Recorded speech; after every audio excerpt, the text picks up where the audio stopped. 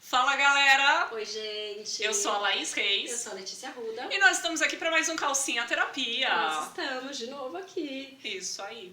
Mas o tema de hoje ele não é tão alegre, assim. Mais importante. Muito importante, mas é um tema que provavelmente a gente pode ter lagriminhas envolvidas, assim, né? Sim, Isso eu tô pode meio acontecer. emotiva hoje. Eu também lá. E a gente tava falando no café, antes de começar aqui a gravação. A gente já tava café, chorando. A gente tava chorando. Então, assim, né? Vamos ver como é que isso vai desenrolar. Além do que, antes de apresentar a nossa convidada, muito querida no dia, eu vou avisar que eu não estou convidada, né? Porque deu negativo. E eu estava isolada, mas então se eu tossir ou a minha voz estiver esquisita hoje é porque tem resquício de um desses vírus. Não, gente, foi uma semana tensa. Foi. Eu me senti quase um pai esperando o teste de gravidez, né? Porque a Letícia assim. Me manda a notícia na segunda-feira. Então, eu estou com sintomas gripais. Eu falei, como assim? Eu estive com você ontem. Começou logo depois. Fiquei isolada, gente, então eu estou voltando a trabalhar hoje. Mas vamos lá. A nossa convidada do dia... Não, deixa eu falar o tema e daí você fala quem a gente trouxe. Então vai. Bom, gente, hoje a gente vai falar sobre luto perinatal. Sim. Né? É um tema que, até mesmo para nós profissionais da obstetrícia, é um tema que todo mundo evita tocar no assunto. Né? Até mesmo por uma dificuldade em saber lidar com essa situação. E é um tema de extrema importância, porque ao mesmo tempo que, às vezes, a gente como profissional não se encontra nesse lugar, quem dirá, quem passa por isso, que não se acha nesse lugar, não se encontra, não encontra apoio, fica ali meio que num limbo, né? Tentando procurar ovos, né, lá. Isso, ou finge que nada aconteceu. Que nada aconteceu, exatamente. Mas quem vai falar com a gente hoje... vou deixar ela se apresentar, e geralmente eu faço aquele clichê, tipo, quem é você na fila do pão e quem é você na noite? Porque eu gostaria de saber um pouquinho mais da sua trajetória profissional. Você sabe que eu achei que você não ia perguntar quem era ela na noite? Gente, ela me chamou a atenção. Ela falou pra mim assim, olha, nós vamos levar a Débora e ela é muito séria. Ela é muito séria. Eu falei, então tá bom. Então acho que ela não vai fazer a piada, quem é você na noite. Eu falei, eu quero só ver se ela vai perguntar quem é a Débora na noite. Eu vou perguntar. Faz uns 7 anos que não tem noite. Eu só sou a Débora do dia. Mas eu queria pontuar que... Tá dormindo. Muito bom, isso é muito válido. Bom, muito válido. Dé, muito obrigada por você estar aqui com a gente. Aquela parte clichê que a gente rasga seda para as pessoas, mas ela é genuína, porque é muito importante, é muito bom te ouvir, muito bom ver as suas anotações. A Débora trouxe anotações, gente, assim. Uma pessoa organizada. Uma pessoa organizada, com livros e tal, e a gente tá... E aí eu vou falar por mim, mas eu vou incluir a Laís, tá? Então, eu e a gente, eu tô muito feliz e muito ansiosa por te ouvir. Muito obrigada. Pode falar. À vontade, o microfone Agora é teu. A gente vai parar de te Depois interromper. Depois da ansiedade, a minha ansiedade também. Bom, eu sou psicóloga, sou psicanalista, tenho um percurso na saúde pública, saúde mental. Em 2015 tive minha primeira filha, sou mãe de 2 meninas, a Heloísa de 7 anos, a Laís de 4. Adorei o nome dessa menina, gente! E acho que foi ali, né, que começa o meu trabalho nas questões da maternidade, da parentalidade, perinatalidade. Dali em diante, eu e algumas amigas, a gente organizou, idealizou, fundou, coordena e trabalha, né, no Núcleo Trajetos. E posso falar do Trajetos depois, de novo. Mas atualmente eu trabalho em consultório particular, né, com atendimento, com supervisão, com algumas formações. Trabalho no Núcleo Acesso do SEDES, que é um espaço de formação de terapeutas, o SEDES, né, mas lá eu trabalho especificamente num campo que é o campo da adoção, né, com escuta em grupo para pais, né, pessoas que estão em processo de adoção, né, os candidatos ou pretendentes à adoção, que acho que é um pouco o outro lado uma continuidade, né, também das questões da parentalidade. Há uns 8 meses tenho coordenado rodas de luto para profissionais, né, de apoio aos profissionais, nesse campo do luto perinatal, então, que está ligado ao Instituto do Luto Perinatal, que era antes o Casa Mães para Sempre. Com eles eu fiz a formação em humanização do luto e sou membro de um grupo de pesquisas, né, dentro da psicanálise, que é o Grupo de Pesquisas Brasileiro de Sandor Ferenczi. Então é isso, nesse momento é tudo isso. Né? Muito obrigada, Dé. Isso foi realmente uma apresentação digna. E sou uma pessoa que não para. Imagino, com todas essas funções, tem muita coisa acontecendo, né? Bom, e para quem quiser te procurar, já deixa qual é a sua página do Instagram, né?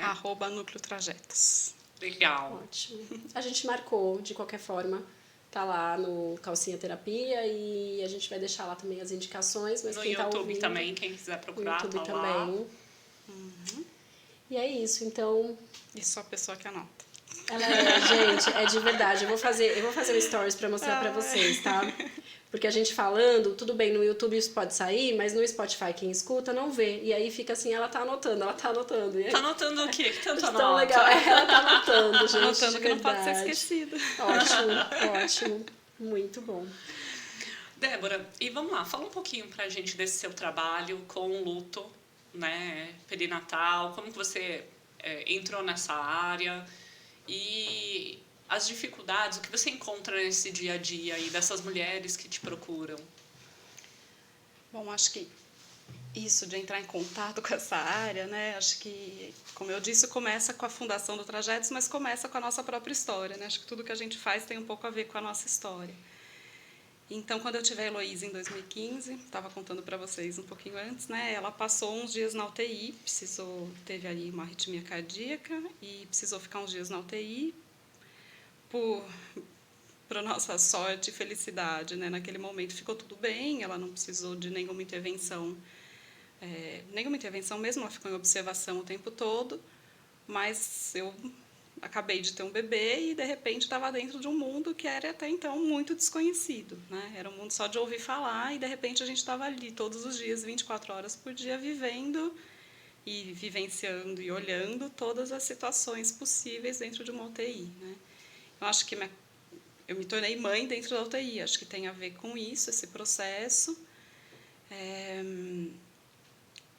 E acho que, a partir de então, a gente começou a pensar eu e algumas amigas que a gente já trabalhava, né, nas questões de saúde mental, na saúde pública, em outros espaços, com formação e com escuta de gestantes também em outros espaços, a partir da nossa maternidade, do nosso próprio puerpério, das dificuldades que a gente foi enfrentando, a gente começou a pensar o que a gente poderia fazer para escutar as mães, a partir dessa vivência que a gente estava tendo e da falta de espaços de escuta. Aí, no Trajetos, a gente foi criando alguns espaços, grupos, rodas de apoio na maternidade, na gestação, e depois grupos de apoio que vieram para quem já tinha tido bebê. Esse trabalho foi ganhando forma, né, foi ganhando corpo, e a gente nunca sabe o que vai chegar para a gente no consultório quando a gente recebe alguém, né? Então, alguém liga, marca um horário e a gente abre a porta e fala oi, né? E a pessoa chega e começa a dizer o que ela viveu. Então, a partir daí, muitas experiências e muitas histórias foram chegando e a gente vai entrando num mundo que não é só o mundo maravilhoso da maternidade, né? Assim como não foi a minha história, mas tudo aquilo que é possível dentro do mundo da gestação, da maternidade e das perdas também, né? Aí acho que é importante dizer, em 2017 eu engravidei da minha segunda filha e eu vivi uma morte na minha família muito próxima, né? Nessa experiência de estar grávida e também perder alguém. Então, uma experiência de vida e morte muito próxima, muito dentro, né? Acho que essa é uma experiência que me marca, que vai marcar para o resto da vida e que, ao mesmo tempo, me dá... não vou dizer que me dá recursos, porque acho que ninguém recebe recursos, né? Mas acho que uma experiência que tem uma inscrição dentro de mim, né? As experiências de morte e de poder acompanhar os processos de morte, acho que foram tendo dentro de mim lugar, de poder escutar, de poder ouvir, de poder estar junto, né? De poder saber o que o que a gente quer escutar em um momento de luto ou não, o que a gente pode receber ou não pode, o que a gente gostaria e que não teve, né? Acho que os momentos de luto marcam para a gente, na nossa própria história, né? Aquilo que a gente gostaria de oferecer para o outro ou aquilo que a gente vai vendo como dificuldades, né? Da sociedade nas questões relativas à morte, ao luto, né? Que não são poucas, a gente sabe disso, né? Sim, a morte é um tabu, né? Em todos os aspectos. Socialmente, você vê que ninguém quer falar sobre um seguro de vida, né? Isso, assim, a gente comentando, pensando num dia a dia, a gente sabe o que é o ciclo da vida, né? A gente nasce, cresce, envelhece e morre, né? Então, obviamente, a gente deveria se preparar para todas essas fases da vida, mas existe um tabu ali que as pessoas não querem falar sobre isso, né? Então, se a gente já vê... Eu não sei se é não querer. Acho que a gente não pode. Porque Então, é difícil, né? Porque dói, porque a gente não sabe o que fazer com isso mesmo. Sim, é muito difícil trabalhar essas questões. E daí a gente Sim. fica pensando, principalmente quando a gente vê esse ciclo ser quebrado, né? Opa, mas espera aí, não é assim, todo mundo nasce, cresce. Como, de repente, alguém ou não nasceu, ou não cresceu, ou como isso pode ser interrompido dessa forma, né? E fazer transformar essa dor é muito difícil, né? Eu fiquei pensando no que você colocou lá sobre, e a Débora pontuou, né? Não poder. Então, não quer falar sobre isso, ou não pode falar sobre isso. Mas tem um tanto do que a gente sabe na razão, né? Então, esse é o ciclo, isso é o que a gente sabe. Na emoção, quando a gente fala de morte, alguém tá falando, contando uma história, contando uma vivência. Eu não sei vocês, assim, mas a sensação que me dá é essa perda de chão, assim, esse lugar, tipo, não dá mesmo pra eu falar sobre isso. E eu realmente não sei lidar com a morte. Não sei se um dia a gente consegue se preparar. A gente sabe as premissas, nem sei se daria pra falar assim. Ok, o espaço de escuta, não vou diminuir, não vou fingir que não aconteceu, não vou também trazer isso como se fosse o centro da vida dessa pessoa, até onde ela quiser trazer, ela pode me trazer. Mas isso é tudo do que eu sei que eu posso lidar. O desconforto fica posto. Posto, assim, tá aqui, né? Aquela coisinha que o quanto você consegue ficar olhando para esse desconforto que, em alguma instância, eu diria que até é doloroso. Ele não é só essa perda de algo concreto. Ele é tipo... Então, esse negócio tá doendo, a gente pode parar? Não, a gente não pode. Eu acho que a gente começou falando disso, né? Do quanto a gente evita esse assunto e o saber parece que ronda o tempo todo a questão, né? A gente fica o tempo todo procurando o que fazer, né? Como é que eu sei fazer isso? Como é que eu sei perguntar algo? Como é que eu sei entrar em contato?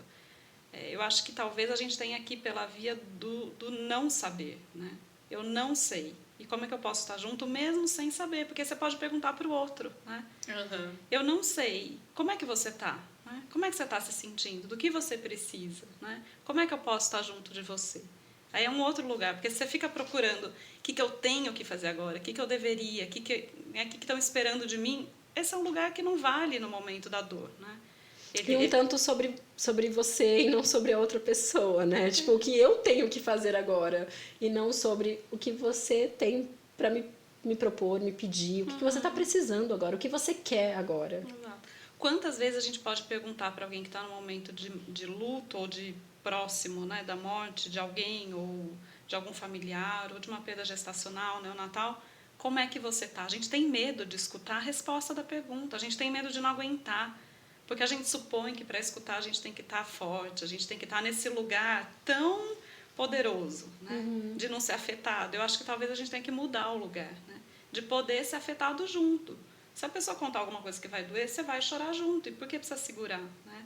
Por que você não pode estar junto, não pode dar a mão, não pode ser humano, né? No que é mais humano, que são as emoções, né? Sim, sim. Acho que isso é uma coisa que aparece... Bom, a gente foi mudando, né? Isso acontece. Você fez uma pergunta e foi para outro lugar. Mas como é que eu caí aí, né? Então, acho que essas histórias que vão chegando no consultório, né? Todas as vivências de muitas famílias... E acho que de modo mais concreto, a partir de um espaço, né, que o Núcleo Trajetos tinha uma parceria de começar a ser chamada para escutar esses momentos de como é que a gente pode chamar assim, né? De uma mudança de percurso na gestação, que pudesse ter a ver ou não com a morte, né? Mas muito de perto, às vezes, né, na UTI neonatal, por exemplo. Né? Então, alguém ligar e dizer, olha, acabamos de viver um parto e nem tudo saiu como a gente esperava e tem um bebê na UTI. Você pode conversar com essa família? Uhum. Ou, olha, parece que esse é um bebê que não vai viver. Como é que a gente faz com isso? Né? Uhum. E aí também de um lugar muito interessante, porque a psicologia vai muitas vezes entrando nesse lugar da equipe que não sabe o que fazer. Né? Então chama o psicólogo.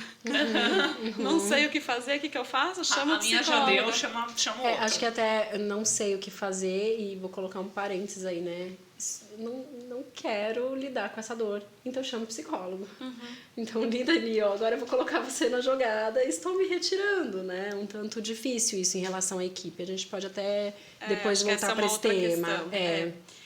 Então, acho que a entrada nesse campo foi isso, né? E aí a gente entra com o corpo nosso, né? Com tudo que a gente tem, que a gente vai, abre a porta de um quarto, não sabe quem a gente vai encontrar, em que situação vai encontrar, e a gente fala, oi, eu sou a Débora, o que aconteceu? Quer me contar? Né? Como é que você está? E aí a pessoa começa a trazer isso. Então, acho que a experiência passa um pouco por aí, né? E a partir de uma e de outra, várias experiências vão chegando, tanto do trabalho direto em hospital, quanto no consultório. Né? Então, tem vindo a partir daí esse contato. E aí, desde outubro do ano passado, começou essa parceria com o Instituto do Luto Parental, né? E com o trabalho direto com os profissionais. Né? A partir das experiências que eu tive, eu fui pensando quanto as equipes precisavam de cuidado também, e de escuta, e de um lugar de menos julgamento, né? Mas um lugar de que elas pudessem trocar sobre as situações que vivenciaram. E a gente tem feito rodas, né, uma vez por mês, às segundas-feiras à noite, com quem quiser participar. As rodas são abertas, são online. É daí que o trabalho tem acontecido.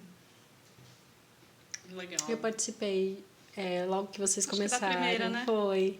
E eu acho muito, muito relevante esse espaço de conversa e de escuta. Porque na roda, depois acho que a gente também pode linkar isso. Os profissionais, de fato, assim como as pessoas em geral, todo mundo, a gente não sabe mesmo como lidar. Sim. Então, quando você ouve uma outra profissional, você conta a sua história e vai nessa partilha, a gente acaba conseguindo construir alguma coisa, costurar alguma coisa ali, né? Eu vejo muito assim, eu tive contato com pouquíssimas situações, né, de um luto tão precoce, né, mas realmente, como profissional, você quer ajudar, mas você olha e fala, eu não sei onde é o meu lugar aqui, né, eu não sei como fazer isso. E é difícil porque não só a gente não sabe como ajudar, como também não dá para ignorar que você esteve ali durante aquele momento, né? Durante aquele processo ali também. E por muito tempo, né? Por muito Porque tempo. a agenda de uma gestante é uma agenda complexa em termos de consulta, das pessoas que acompanham a gestação. Né? Sim. E, de repente, alguns profissionais se retiram completamente. Esse né? Nunca vínculo mais se rompe no momento de... Isso é um abandono, né? Vamos colocar ali um desamparo total. Então, esse profissional tem um vínculo de cuidado e aí, de repente, não quero lidar com isso. Esse é o meu limite, tchau. A medicina, em geral, está acostumada muito a lidar com a vida, né? E com fazer de tudo para salvar. Acho que nesses momentos em que aparece qualquer tipo de impotência, né? Que você se depara com a sua impotência, o que você faz? Né? Você não quer expor isso, você quer se proteger e se retira. Então, acho que esse momento do profissional poder, talvez, reconhecer a própria impotência, né? Reconhecer que, sim, não foi possível aquilo que a gente queria. Como é que a gente vai cuidar disso juntos? Né? Eu acho que tem muitas nuances tudo isso, né? Tem esse ponto de vista desse profissional, tem também aquela pessoa que passa pelo luto e que ela não quer falar sobre isso. E ela quer apagar tudo aquilo que aconteceu, né? Eu tive uma prima que ela teve uma perda gestacional 3 dias antes do parto. Ela tinha diabetes tipo 1, então já era uma gestação de alto risco. a médica que acompanhava o pré-natal tem muitos anos, isso já a médica que acompanhava optou por uma cesárea junto com o casal. E 3 dias antes ela foi pegar os papéis para fazer a internação. Saiu de casa com o bebê mexendo e chegou lá, ele não tinha batimento. E na época nós éramos muito próximas, muito. Aquela coisa de estar sempre ali, um final de semana na casa de uma, na casa da outra, fazendo alguma coisa e tudo mais. E de repente, por muito tempo, ela não quis me ver. Porque foi aquela coisa assim, eu não quero lembrar das conversas que a gente tinha sobre a expectativa da chegada do bebê, eu não quero lembrar, eu não quero ver outra pessoa que vai me abraçar, eu vou chorar de novo, né? Então, a gente vê que é um lugar difícil, né? Uma construção difícil, e realmente a gente fala assim, nossa, ao mesmo tempo que eu quero estar com aquela pessoa, eu também não sei qual é o meu lugar ali dentro, né? E é um processo muito delicado para a família toda, né?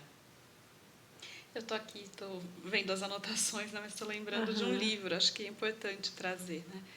Não sei se vocês conhecem, mas a Chimamanda Adichie tem um livro que chama Notas sobre o Luto.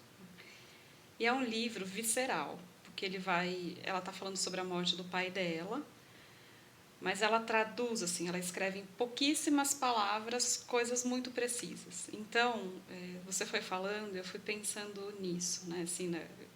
Tem uma construção que vai devagar no texto dela, mas ela vai dizendo assim, a notícia é como um desenraizamento cruel. Não consigo respirar direito. Não conte a ninguém, porque se a gente contar vai virar verdade. E em seguida ela traz assim, o luto é uma forma cruel de aprendizado. Você aprende como ele pode ser pouco suave, raivoso. Aprende quanto do luto tem a ver com as palavras, com a derrota das palavras e com a busca das palavras. E você falou isso da sua prima, eu fiquei pensando como é difícil, né? A vergonha que tem nesse processo também do que aconteceu com ela. Como é que ela vai te ver, te encarar, né? Que lugar é esse? Você é tão representada como alguém que estava ali naquele momento da expectativa ainda dela, né? Tirar você de jogada talvez fosse tirar toda a história, né? Como a gente às vezes vai por caminhos, né, que vão enganando a gente também, mas o caminho que a gente dá conta naquele momento, sim, né? Precisando se proteger, se preservar, não falar daquilo, né? Sim. Você estava dizendo como para cada um as emoções que suscitam são muito diferentes, como é um processo muito singular, né? Como a gente precisa respeitar a singularidade desse momento, né? As ambivalências desse processo, né? Mas como é difícil ficar de fora, né? Porque assim, de certa forma, eu acho que como um profissional ou alguém que está próximo ali, eu acho que o mais importante talvez seja isso, né? Olha, eu estou aqui. Não sei o que fazer, mas eu estou aqui. E se para você agora eu não posso te ajudar, mas a hora que você achar que eu posso, eu ainda vou estar aqui, né? Eu acho que é o que a gente tem de melhor para oferecer. Eu tenho uma percepção sobre isso que eu acho um pouco perigoso. Nossa, o que eu vou falar pode ser até delicado, assim. Que às vezes a gente pega, isso acontece bastante em muitas teorias, a gente pega então uma frase pronta e, por exemplo, que seja não sei o que fazer. Na teoria, ela é perfeita. Na prática também, quando ela é genuína. E o que muitas vezes eu vejo que acontece é que a gente chega com isso, mas a gente está armada. Você não fez essa mudança de lugar de fato. Então você chega para a pessoa e fala assim, eu não sei o que fazer. Mas a verdade é que você está fechado. Eu não sei o que fazer, mas eu não sei o que fazer. Ou é só se desresponsabilizar. Você não está de fato... A grande mudança nesse processo de cuidado é quando você se coloca genuinamente, assim. Eu estou inteira, inclusive com ambiguidade. Inclusive a parte que não está aqui, eu estou vendo ela, não está. A parte que eu falo, meu, que saco, desculpa, que chato isso, que difícil para mim, que doloroso lidar com você agora. E eu estou aqui. De verdade. É porque não pode virar protocolo. Exato.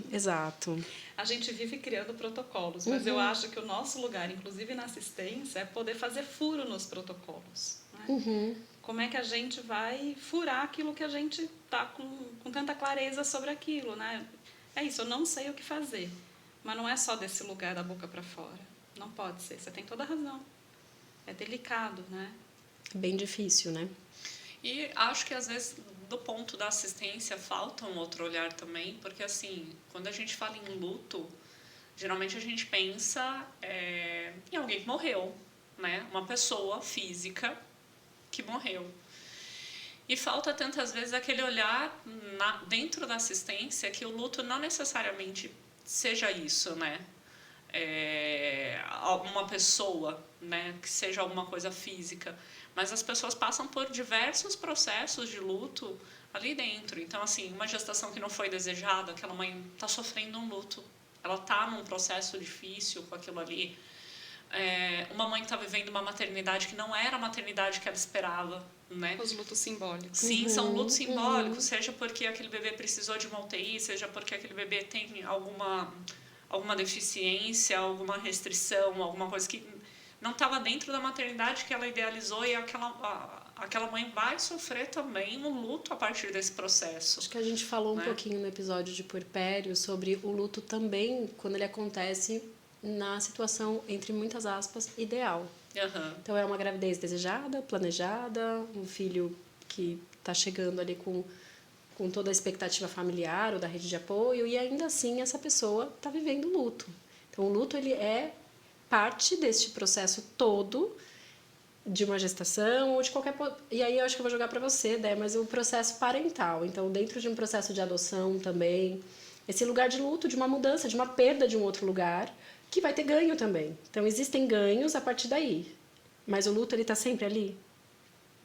Em que sentido de perdas sempre presentes? De lugar, por exemplo, a partir de uma maternidade. Chegou uma criança aqui. Tem muita perda. Basicamente, ela é listada, assim, carimbada, inscrita. Eu acho que na vida, né? A gente vive fazendo lutos, né? Daquilo que a gente esperava, daquilo que a gente imaginou, daquilo que a gente sonhou, né? O tempo todo a gente está lidando com lutos. É que talvez a gente não nomeie como luto. Sim, é quase uma palavra proibida, né? É uma palavra... Porque eu acho que, de fato, né? Quando morre alguém, né? Tem um trabalho psíquico muito intenso que é dolorido, né? Por isso que a gente chama mesmo de trabalho de luto, que é de você poder retomar tudo que você viveu naquela experiência com aquela pessoa, para você poder se desligar também dela, né? E poder se religar a outras coisas do mundo. Esse é um trabalho de luto que a gente faz.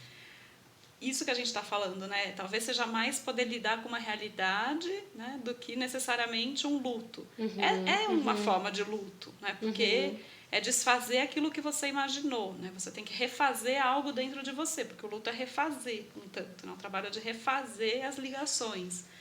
Mas eu acho que sim, acho que o tempo todo a gente está lidando com lutos na parentalidade, né? A parentalidade é o que me vem como um marco muito grande de luto. Sim, especialmente do que você era antes, né? De um antes e depois, eu acho que é isso, né? De uma entrada tão definitiva, né? Esse lugar da adoção de um filho, independente da via que ele chegou. É muito definitivo. Chegou, tá ali, é concreto. Não tem...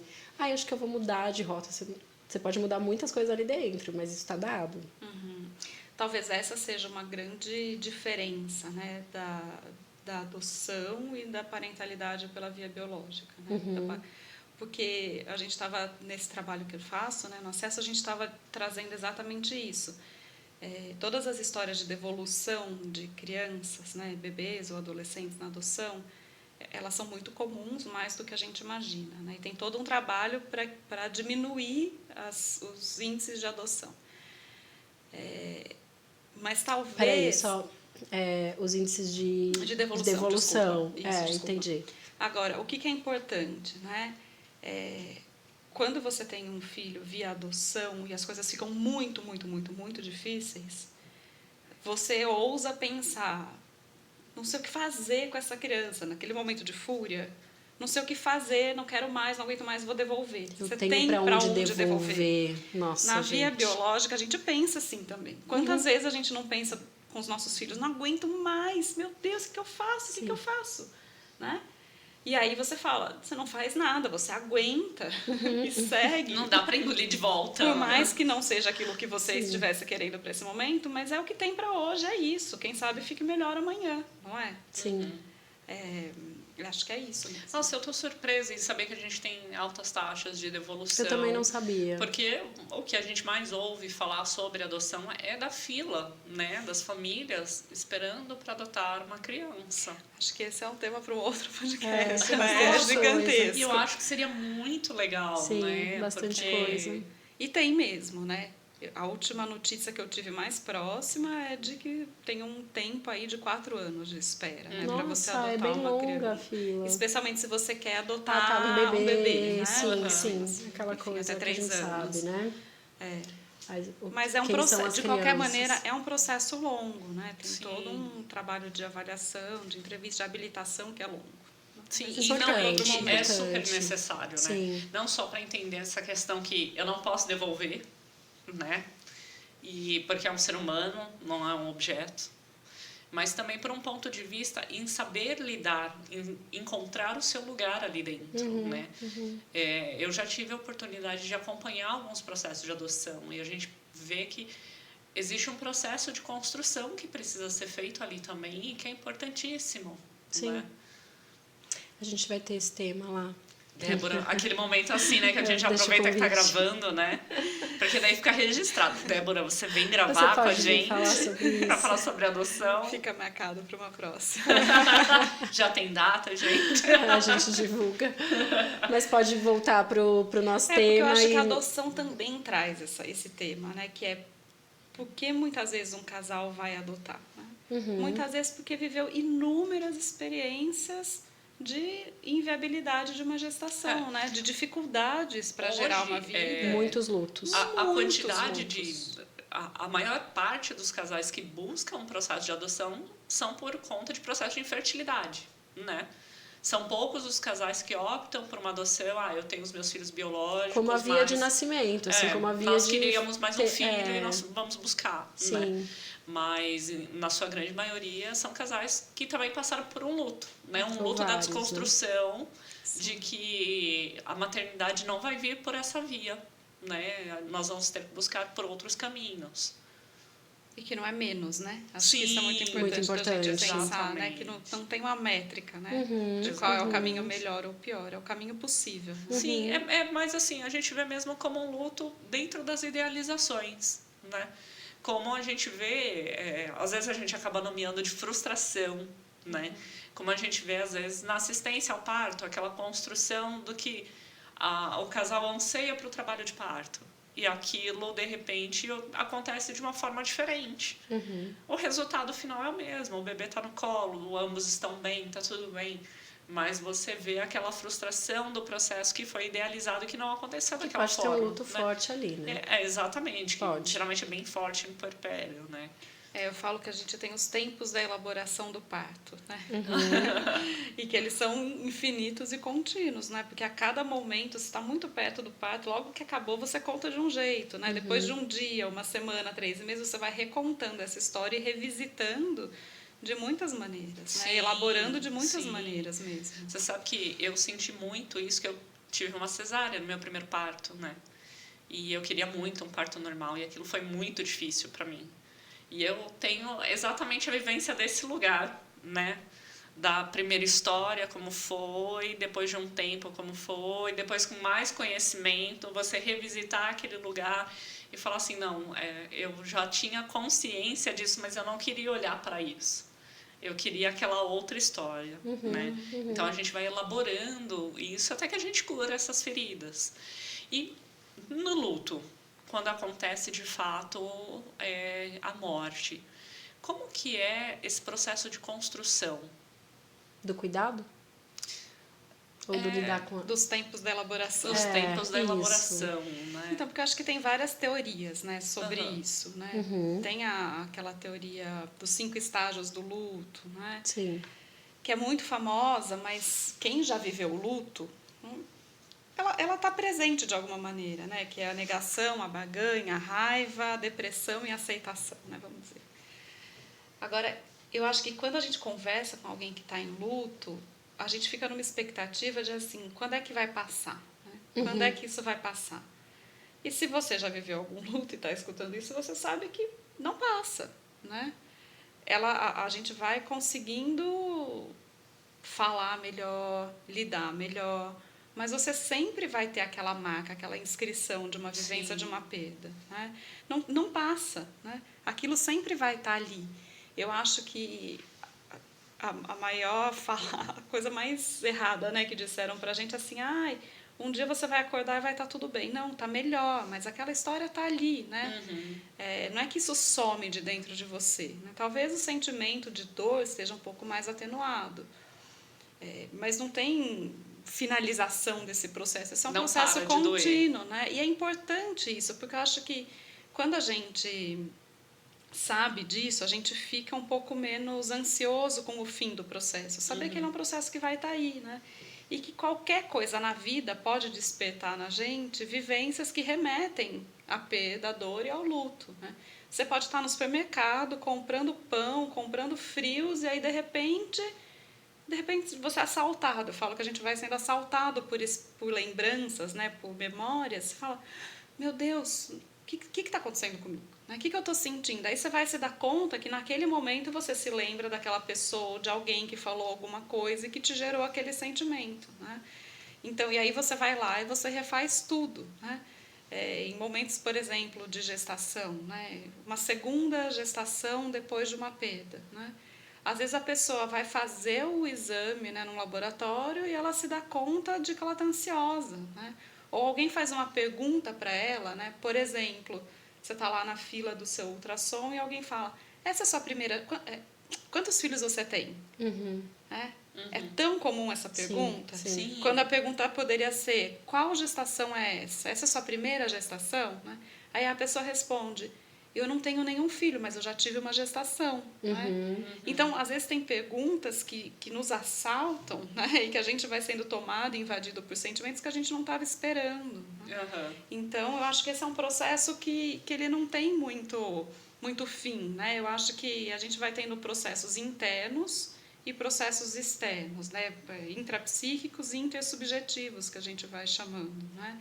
Eu falo que o trabalho de luto ele é individual e é coletivo, né? Dentro e fora. Né? É um trabalho que você faz sozinha quando você está deitada na sua cama, quando você está assistindo um filme, quando você está lendo um livro.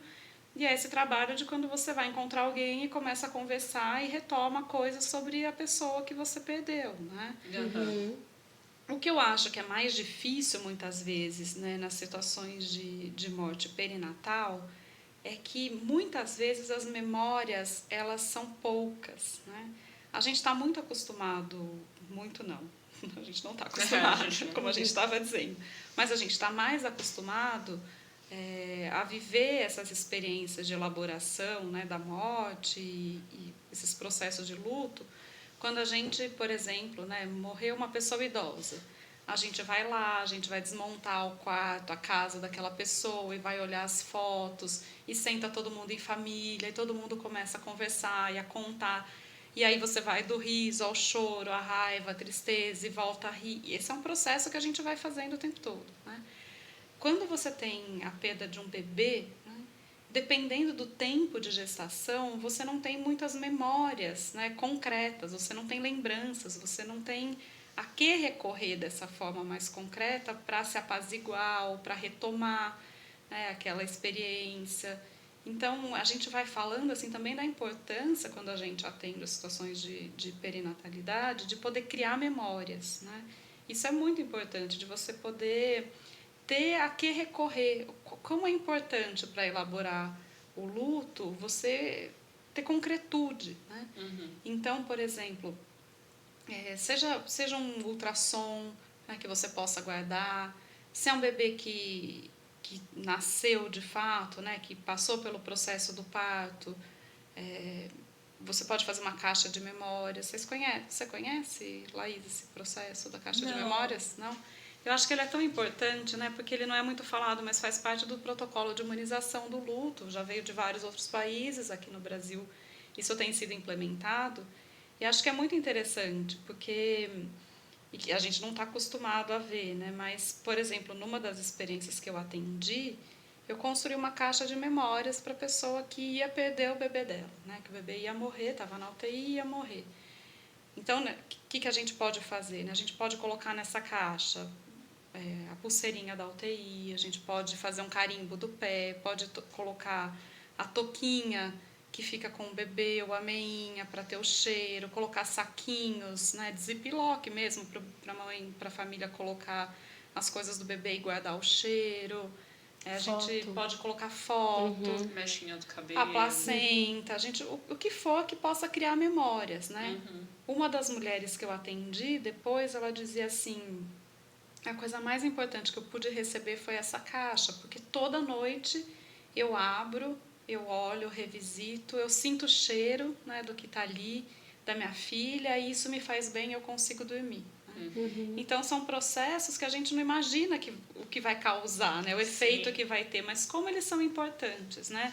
Os profissionais, a gente teve relatos nessas rodas que a gente faz, né, com os profissionais, de profissional que chega e fala, nossa, eu vivi tal situação, eu não sei o que fazer. Aí a gente conta disso, depois de um mês a pessoa fala, eu vivi uma outra situação muito parecida, eu fiz uma carta, né, eu fiz uma caixa de memórias com o que eu tinha ali de recursos. E aí a gente também vai podendo perceber que a nossa presença junto à pessoa pode se dar de diversas formas, né? A gente não precisa necessariamente... Seria muito bom que a gente pudesse estar junto de forma afetiva e com as nossas emoções, com o nosso corpo, mas às vezes poder ofertar algo para a mulher nesse momento que sai sem nada da maternidade, né? Ou sem aquilo que ela esperava, é muito importante, né? São gestos, eu acho, né? De cuidado, gestos importantes que a gente pode ter com essas famílias, né? E que vai totalmente na contramão desse um hábito nosso, né, social, de falar assim, não, o ideal é que você só siga a sua vida, e isso não aconteceu. Então, não, você não vai ficar cheirando, você não vai ficar vendo, você não vai ficar chorando em cima, já foi. Esquece isso daí, entendeu? Como se fosse possível, em alguma instância dessa vida, alguém viver qualquer tipo de perda dessa magnitude e, não, eu esqueci. Não aconteceu. Esqueci a chave do carro hoje, não sei onde eu coloquei, sabe? Nesse tempo. A gente vai vendo que a elaboração do luto é justamente você entrar em contato. Sim. Por mais difícil que seja em qualquer tempo da vida, né? É retomar, é falar, é criar história, é criar narrativa, né? Criar o seu sentido para aquilo. Geralmente as pessoas têm essa visão do esquece, segue a sua vida, não vai cheirar, porque isso não é saudável, né? E eu acho que isso também é uma coisa que a gente precisa desmistificar, né? Não é saudável para quem? É isso que eu ia falar. Não é saudável para quem. Mas acho que não tem uma ideia não produtiva? Assim, você acha que tem isso ou não? De que não é produtivo entrar em contato? O produtivo no sentido bem social de produzir. Tipo, para de sofrer e volta, sabe? Segue tua vida, para de sofrer, bora trabalhar, vai, só segue. E aí coloca... bem capitalista, né? E aí você vai colocar outra coisa no lugar, inclusive. Mais ou menos assim. Tudo bem, você pode ter outro filho. Nossa. Esse tipo de frase, né? Ou você já tem algum... Quantas mulheres não escutam isso? Não, fica tranquila, você vai ter o seu filho próximo. Não é? Quão tranquilizador é para uma mulher você dizer, quando você está atendendo, falar, não... a mulher está lá numa segunda gestação depois de alguma perda, ou numa próxima gestação, e você fala, não, esse não é seu primeiro filho, esse é seu segundo. Né? Você já teve uma experiência de maternidade. Né? Lembrar isso como é fundamental. Né? E não cair nessas frases bizarras que a gente fala quando a gente não sabe o que falar. Né? Porque eu acho que justamente... Gente, desculpa, derrubei coisas aqui, mas pode continuar, a gente não vai editar. Eu acho que justamente a questão é o saber, né? Você fala para enxertar um lugar de saber, né? Eu sei o que fazer, eu falei e eu caí fora. Mas não, né? Não precisa disso. Você não entrou em contato. Eu falei e caí fora. Ou aquela frase icônica que eu abomino, que é, não, mas vai ficar tudo bem. vai ficar Como é que tudo você bem. sabe que vai ficar tudo bem? O que é esse tudo bem? Como vai ficar tudo bem? Quem é você para me falar isso? Que ousadia, gente. Sim. Negativa. Enfim. Eu estava pensando aqui também, né, na importância, você falou da tua prima, né? E eu fiquei pensando em várias situações que eu já escutei sobre a criação de memórias, né? E me lembrei de uma que eu achei muito importante, de um casal que viveu também uma perda de uma filha lá com seus 9 meses, assim, quase para ter o bebê. E foi uma cesárea e a bebê ia ser enterrada, né? Ia passar pelo processo de velório e enterro. E eu acho que uma coisa importante é que a médica ali naquele momento não autorizou o casal a ir para o velório, né? Porque a partir da visão dela era melhor que eles não vivessem isso, não, para quê? Vai ser muito dolorido. Ir pro velório. E você acabou de passar por uma cesárea, não vai fazer bem você sair daqui do hospital. Gente, como eu acho absurdo, porque assim, essa fala é recorrente, né? Quantas vezes a gente não vê sair alguma matéria que alguém perdeu um bebê e a mãe tá pedindo autorização para conseguir sair do hospital. E depois, né, do parto, a bebê ia passar pelo processo de ser enterrada, ser velada, né? E a médica não autorizou os pais a saírem do hospital para isso, né? A ideia da médica era que o corpo não estava preparado e que não ia ser bom para ela, né? Então tinha uma fala ali de alguém que estava com mais autoridade, com a ideia de alguém com mais saber, né, que tirava ela da possibilidade de viver uma experiência que ela nem sabe se a paciente queria ou não viver, né? Acho que o fato não é autorizar ou não autorizar, mas é poder dividir, né, junto a responsabilidade por aquilo que vai ser vivido, ou que a pessoa quer, não quer abrir, né, vamos escutar o que se passa naquele momento. Sim. E uma coisa que eu achei tão fundamental e tão importante, o casal não foi, de fato, no velório, a família fez esse velório, e a mãe da gestante, né, ela tira uma foto da bebê e guarda com ela. E ela faz uma coisa tão respeitosa, quer dizer para a filha o seguinte: filha, eu tenho uma foto da sua filha aqui. Quando você quiser, no tempo que você estiver pronta, eu posso te mostrar. E ela não quer. Por um tempo, ela decide que ela não quer, que ela não está pronta para viver aquilo, né? Então, é isso, né? Acho que é um processo que trata do respeito, né? Que não é partir da premissa do que você acha que é melhor para o outro, né? Mas juntos, o que a gente pode construir nesse momento e o que a gente pode fazer agora que não vai ser definitivo, né? Hoje a mulher pode dizer não, a família pode dizer não, e depois pode mudar, né?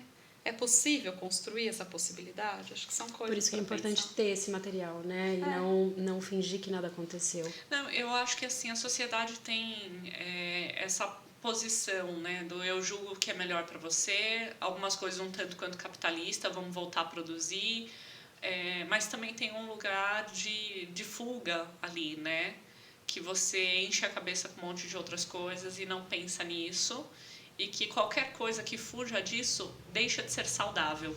Mas porque geralmente o lugar da fala é esse, né? Não, eu não quero você olhando, revisitando essas memórias, porque isso não é saudável para você. Mas quem disse? Mas a gente não lida muito bem com dores em geral, né? Então, vou voltar para a Chimamanda, porque acho que ela tem trechos que são tão da carne, assim, do corpo, né? Ela diz assim: enquanto está todo mundo dizendo continua, segue em frente, a experiência do luto é essa, né? E o trecho dela é assim: como é possível o mundo seguir adiante, inspirar e expirar de modo idêntico, enquanto de dentro da minha alma tudo se desintegrou de forma permanente. Nossa, gente, que profundo. É forte, né? Forte. E depois ela continua assim: a rapidez com que minha vida se tornou outra vida. Como essa mudança é implacável e como, apesar disso, sou lenta para me adaptar. Essa ideia Gente, de que profundidade dessa mulher escrevendo. É muito. E acho que tem essa importância aqui também, né, da experiência que é do tempo no luto, né, o tempo do luto. Eu atendi algumas pessoas na pandemia que diziam assim: eu engravidei na pandemia, Eu estava em isolamento na minha casa, ninguém me viu grávida.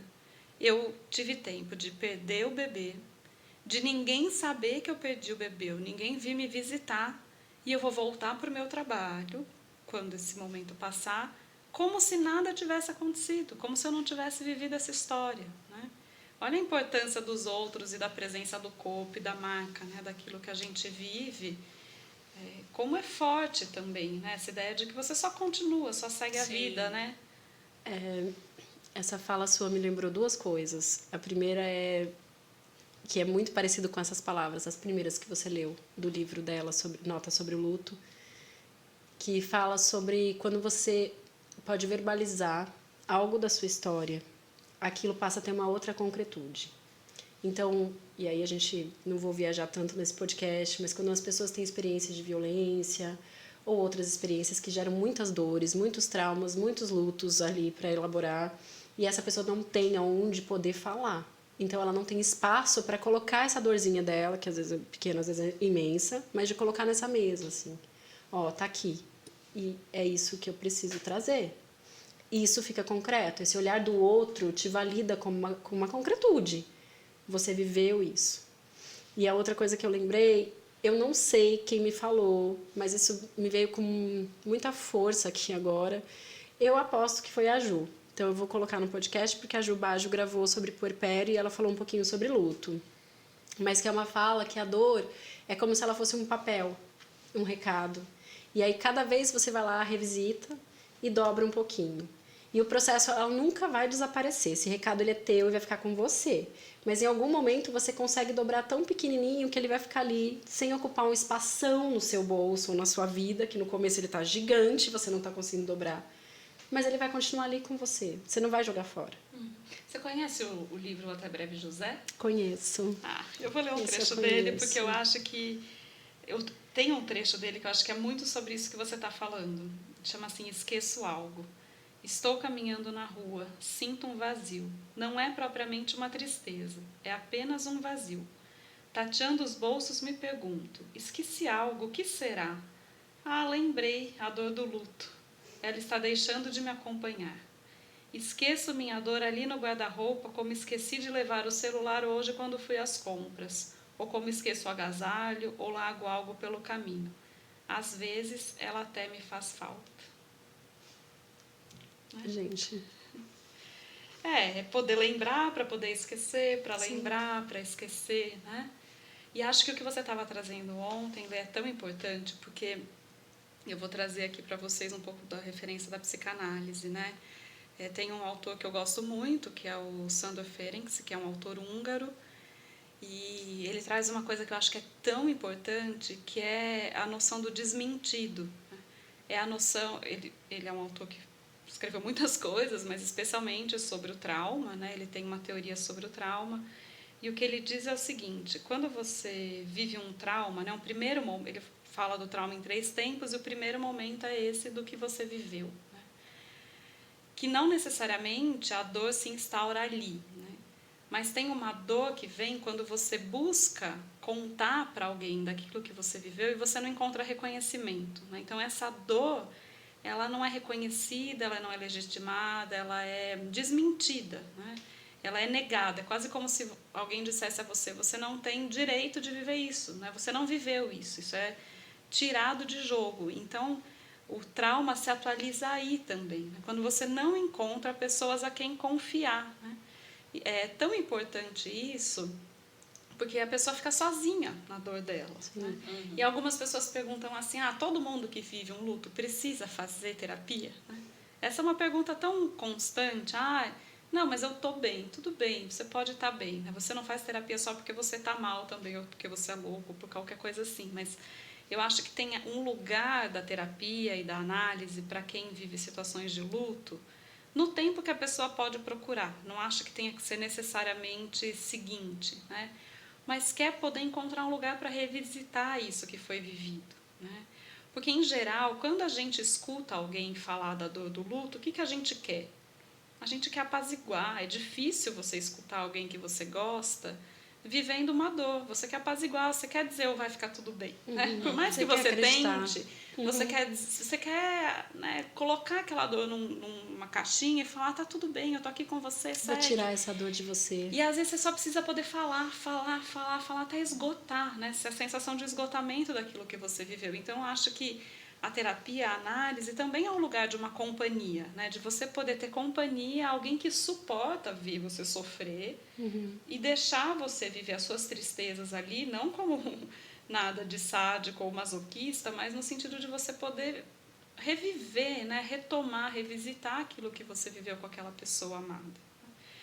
E eu acho que é importante também dizer que não importa, né, a idade da pessoa que morreu. Eu acho que no luto perinatal é isso, né? Não tem idade, não tem métrica para a idade, para dizer, não, morreu, tudo bem, ele já estava velhinho. Ninguém pode morrer, de certa maneira. A gente sempre quer as pessoas que a gente gosta perto, né?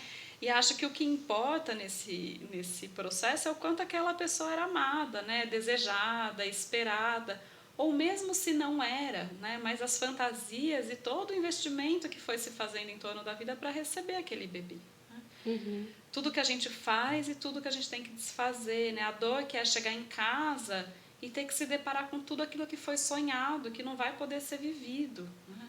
O choro que não é escutado, a fralda que não é trocada, né? O brinquedinho, os primeiros passos, tudo aquilo que você imaginou, sonhou para aquele bebê, não poder ter aquilo concretamente. E me diz uma coisa, Débora, a gente tem também alguns dados que mostram que muitos casais acabam se divorciando nesse processo de luto, né? E eu queria saber do ponto de vista da psicanálise, é porque homens e mulheres sentem isso de uma forma diferente, é um processo de construção diferente. O que você acha, né, dentro da sua vivência, o que acontece? Acho que tem um lugar social diferente para a dor do pai e para a dor da mãe. Acho que isso, de partida, a gente vive nas maternidades e logo depois, quando se chega em casa. O que a gente, em geral, encontra? Né? A mulher que está autorizada a sofrer porque perdeu o bebê e o pai que tem 0 licença maternidade, né? Que não tem nada de tempo para processar aquilo e que fica incumbido das questões burocráticas relativas ao falecimento do bebê. Porque ele tem que ser forte, né? Exatamente. Vai lá o pai, né, no cartório, vai cuidar do velório, vai cuidar da cremação. Então, o pai é essa pessoa que é botada a trabalhar. Né? Ninguém pergunta para ele como ele está. Em geral, porque os homens também não se perguntam isso. Eu ia falar, porque também quando a gente pergunta para um homem como você tá, isso é uma pergunta tão desconcertante, tipo... Se ele também parasse para perguntar como ele está nesse movimento de luto e que ele tem que trabalhar, isso é muito cruel. Exato. Então, acho que tem isso num casal, né? E também do tanto que as mulheres são socialmente ensinadas, né, a viver a maternidade desde muito cedo. Então, as meninas desde cedo querem ser mães. Os pais têm uma construção para querer ser pai. Né? Às vezes ele é pai e depois ele vai descobrir que ele quis, ou que ele gosta, ou que ele está envolvido com aquilo. Então, a dor da mãe, a dor do pai tem lugares diferentes, né? Eles ocupam posições diferentes, muitas vezes, na relação. E acho que tem isso, né? O que eu fui escutando já muitas vezes de alguns casais é que a mulher dizia assim, puxa, eu olho para ele e ele não está sofrendo do jeito que eu tô. É desesperador ver que ele não sofre. Né? E o homem vira e fala assim, mas eu não posso sofrer porque eu não sei, eu vejo ela tão afundada, né? Se eu entrar junto, quem é que vai tirar a gente daí? Com medo de que ninguém se recupere. Né? A mulher na expectativa de encontrar parceria, de encontrar reconhecimento na dor dela, de perceber que o homem também está vivendo aquilo e o homem achando que ele precisa cuidar da mulher para que ela possa sair da dor. Né? Eu acho que isso tem a ver com o que a gente estava dizendo no início. Né? Como seria importante se todo mundo pudesse se deixar afetar, né? Pudesse dizer dos seus sentimentos, pudesse entrar em contato com aquilo que está sentindo. Né? Viver uma experiência emocional compartilhada, o casal poder viver isso. Então, eu acho que acaba tendo esse descompasso porque vai cada um se isolando na sua dor e não se permitindo falar disso, né? Não compartilhar o que está vivendo. Eu acho que essa é uma das causas, né? E dos projetos futuros, né? De tudo que cada um vai sentindo nesse caminho. Né?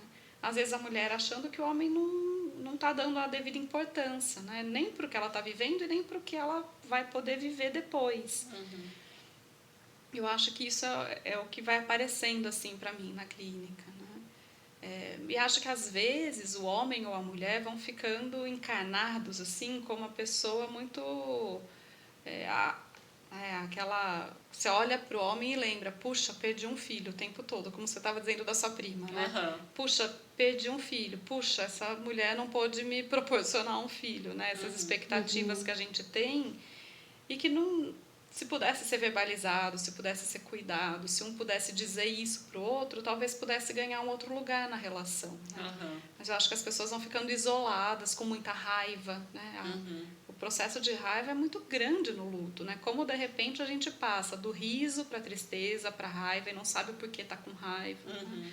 Quando a gente pode cuidar dessas emoções, desses sentimentos, eu acho que isso pode ter um outro lugar mesmo. Acho que passa um tanto por aí.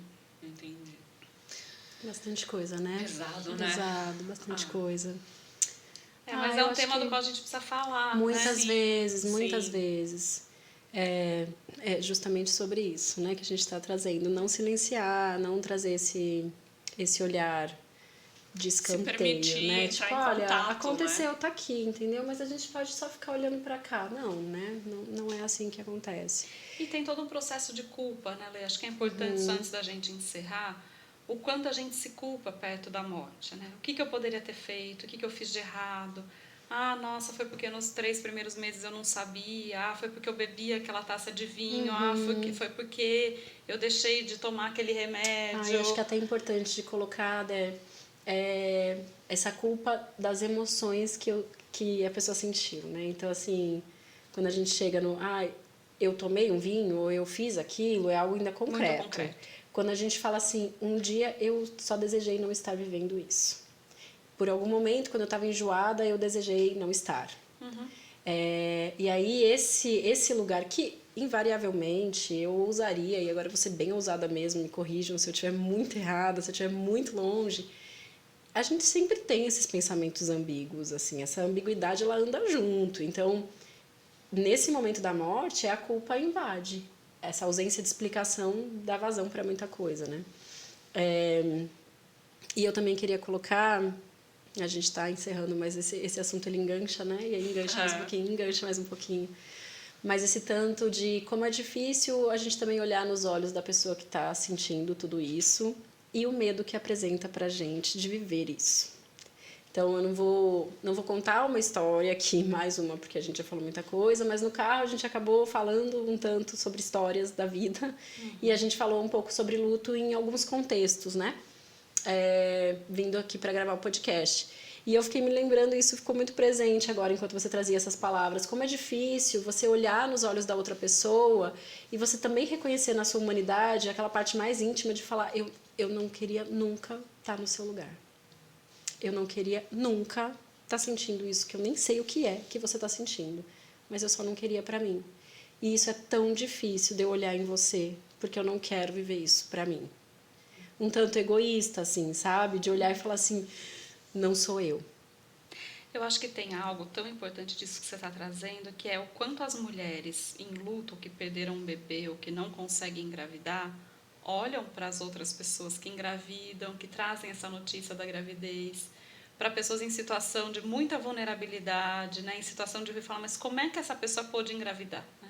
Que acho que você está trazendo esses sentimentos que a gente não está acostumado a falar, né? Que é do desejo de não viver aquilo, da inveja, da raiva, né? Do ódio que a gente sente muitas vezes. Então, acho que não é do egoísmo, né? Não é só tirar de frente, ficar, né, botando para baixo do tapete esses sentimentos, mas é justamente poder entrar em contato com isso, né? Eu acho que é disso que a gente está podendo trazer, né? Da importância que é se permitir viver o que tem que ser vivido e o que tem que ser sentido, né? Independente do que seja, e poder ser muito sincero com você mesmo, né? Puxa vida, a verdade, eu estou com raiva, eu estou com inveja, eu estou com ciúmes, né? Eu estou me sentindo muito egoísta, eu estou me sentindo muito culpado, isso está doendo.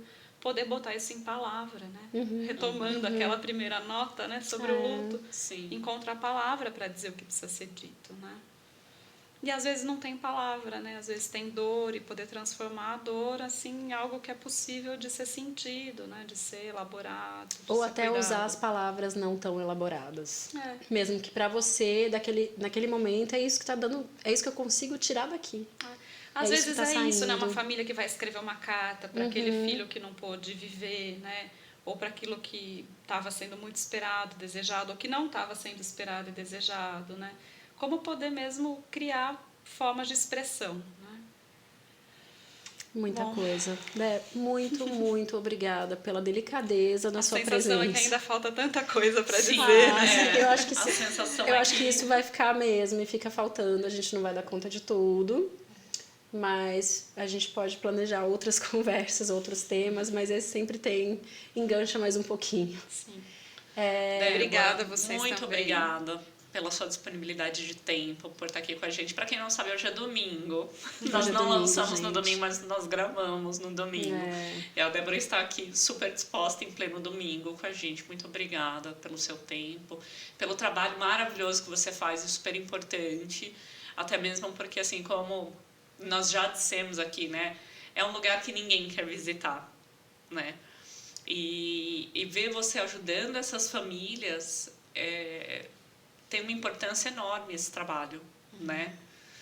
Eu não diria que é ajudando, viu? Acho que é importante, porque às vezes a gente fica de novo na posição da ajuda, né? Sim. É estar junto. É estar Eu acho que é junto. se dispor a estar junto, né? Que bom Sim. que você Se coloca o dispor corpo a e está escutar lá. o que não dá, né? Muitas vezes. Sim. Mas é isso. Sim. Eu agradeço Que vocês bonito. também pelo convite, pelas trocas. Eu não vou fazer a piada da blogueira, Não, gente. hoje não tem Paquita, Eu gente, não tô olha. Paquita hoje. O que tem pra hoje é o seguinte, vocês entrem lá no nosso canal, no YouTube, se inscrevam. Eu acho que esse é um tema super importante e tão pouco falado. Então, envia para alguém que você acha que está passando por esse processo, que está buscando informação e que a gente tem caminhos aqui. A Débora passou caminhos para que essas pessoas possam lidar com o luto. Bom, Eu acho que isso é muito importante. relevante. O Insta do Núcleo Trajetos é @NúcleoTrajetos. Tem e-mail? Tem núcleotrajetos@gmail.com. Então, se você estiver em outro lugar ou tiver dúvida, acho que pode entrar em contato também com elas diretamente, né? Para tirar dúvida e... Ou procurar uma consulta. Hoje em dia, vocês estão fazendo consultas online também? Sim, também. Então, tem sessões online e dá para atender as pessoas do país inteiro aí. Então, quem estiver precisando... Acho que é importante também dizer que tem o Instituto do Luto Parental, né, que tem rodas de apoio às quartas-feiras para famílias que viveram perdas, para famílias gestantes após perda, para famílias tentantes, né, e para profissionais. Então, acho que isso é um dado importante. E eu acho que eu queria deixar esses 3 livros como recomendações. Eu posso ainda? Pode, claro. Então, tem o Até Breve José, da Camila Goitacás. Você quer mostrar a capa? Tá Mostra bom, aqui pera lá. na câmera, porque eu acho que isso fica Vou dar uma ajuda aqui. no canal. Segura esse, Lê. Seguro, claro. E esse tem esses outros 2 aqui, né? Tem o Nota sobre o Luto, da Gente, Chimamanda. deixa eu fazer uma observação. Ela falou assim, segura esse, Lê, e eu peguei. E aí eu virei, né? E o trecho foi aquele que você leu. É só mesmo? que você leu dentro do livro. É, exatamente esse. Ele é muito bonito. É. Então, tem o Até Breve José, tem o Nota sobre o Luto, da Chimamanda Adichie, e tem o A Lua e o Girassol, Um Dia Mães em Luto, Outro Dia Mães em Luz, que tem um prefácio do Walter Ugumãe, que é assim, primoroso. Não cabe aqui, mas é maravilhoso. Tá Achei bom? ótimo sua recomendação, São né? esses. Suas recomendações. Muito obrigada. O nosso Instagram, Que é o @calcinha terapia podcast. perfeita. E também vai sair esse episódio no Spotify, então também fica assim, vou deixar como sugestão, embora isso seja bem óbvio, mas eu vou falar mesmo assim, que se alguém viver o processo de luto, ou tem familiares, amigos que estão com dificuldade também em manejar, acho que também é uma grande possibilidade de ouvir um pouquinho Nota sobre o Luto, vou pegar vou enganchar aqui no título, e enfim, ir atrás dessas questões. Obrigada, gente. Obrigada. Até a próxima. próxima. Beijo, tchau, tchau. Beijo, tchau, tchau, gente. Calcinha terapia.